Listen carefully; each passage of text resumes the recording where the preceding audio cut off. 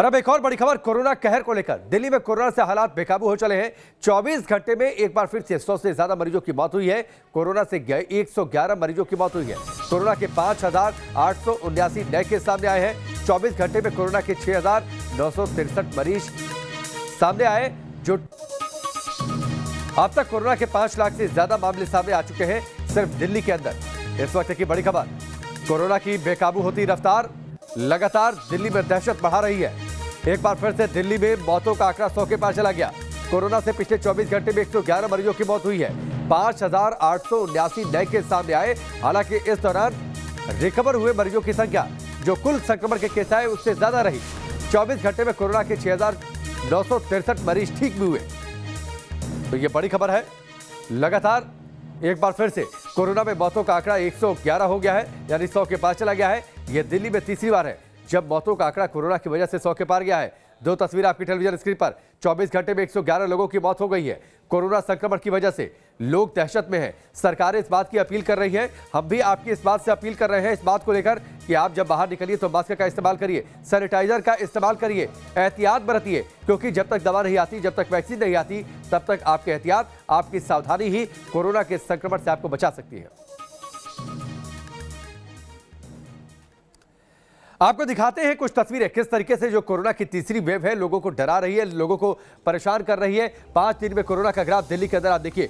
21 नवंबर को 111 मौतें हो गई, 20 नवंबर को 118 मौतें हुई है, 19 नवंबर को 98 मौतें हुई है, 18 नवंबर को 131 मौत और 17 नवंबर को 99 मौत। यानी पिछले 3-4 दिनों में आप देखिए ये तीसरी बार है जब मौतों का आंकड़ा 100 के पार चला गया। इसके साथ ही हम उत्तर प्रदेश की बातचीत करें, जिस तरीके से 4 बड़े शहरों में, 4 बड़े राज्यों में भी इसका कहर टूटा है। उत्तर प्रदेश में अगर हम नीचे से देखें, 17 तारीख को 19 मौत हुई थी, इसके बाद 18 को 29 मौत हुई, 19 को 39 मौत हुई है, 20 नवंबर को 20 मौतें हुई हैं, इसके साथ ही 21 नवंबर को 24 मौत हुई है। यानी जो मौतों का आंकड़ा है वो लगातार वो ग्राफ बढ़ रहा है।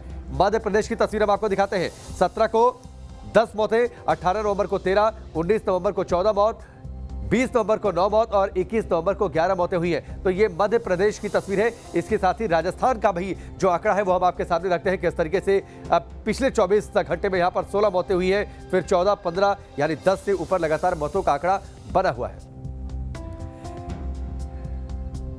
इस वक्त 3 सहयोगी हमारे साथ जुड़ चुके हैं, उनका रुख कर लेते हैं।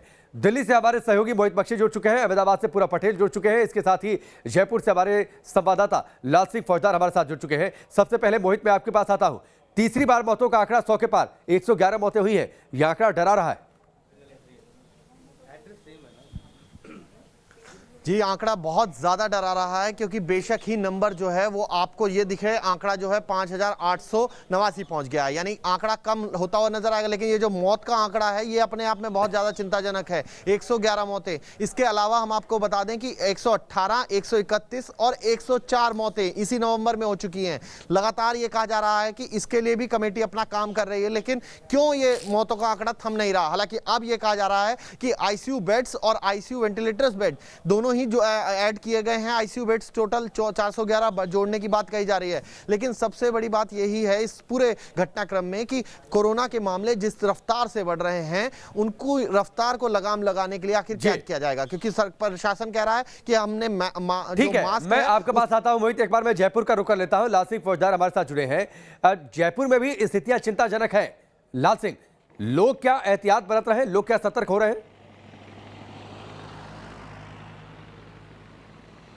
देखिए राकेश, बिल्कुल आपने ठीक कहा है कि राजस्थान में तो मानो कोरोना का एक बार विस्फोट हो गया है। दीपावली के बाद लगातार यहाँ जिस तरह केस की संख्या बढ़ रही है, कल की बात करें 3007 केस आए हैं जो अब तक के रिकॉर्ड इतिहास में सर्वाधिक हैं। मौत का ग्राफ तेजी से बढ़ रहा है।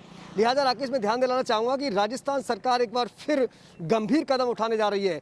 मंत्रिपरिषद की मीटिंग में तय किया है कि 8 बड़े शहरों में राजस्थान में रात 8 बजे से सुबह 6 बजे तक नाइट कर्फ्यू लगा दिया जाएगा, जिनमें जयपुर है, जोधपुर है, अजमेर है, बीकानेर है, कोटा है, भीलवाड़ा है, अलवर है। इन शहरों में जिस तरह लगातार केसों की संख्या बढ़ी है राकेश, लिहाजा सरकार ने तय कर लिया है कि आज रात से और कल सुबह 6 बजे तक कर्फ्यू, नाइट कर्फ्यू रहेगा। इस दौरान आवाजाही नहीं रहेगी, केवल मेडिकल और इमरजेंसी सेवाओं के लोग ही बाहर निकल सकते हैं। ठीक है, कुछ ऐसी स्थिति लाल सिंह, कुछ ऐसी स्थिति अहमदाबाद की है। हमारे सहयोगी पूरब पटेल हमारे साथ जुड़े हैं।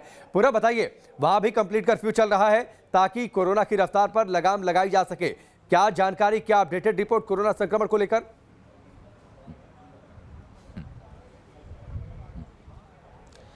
राकेश, कर्फ्यू तो अच्छी तरह से कर्फ्यू का पालन पुलिस करवा ही रही है, लेकिन एक चौंकाने वाला आंकड़ा आज सवेरे सामने ये आया है राकेश के कर्फ्यू के दौरान भी 250 लोग घर के बाहर निकले, उनमें 250 मामले दर्ज किए गए, 300 लोगों की गिरफ्तारी की गई और 15 लाख रुपए का चालान काटा गया।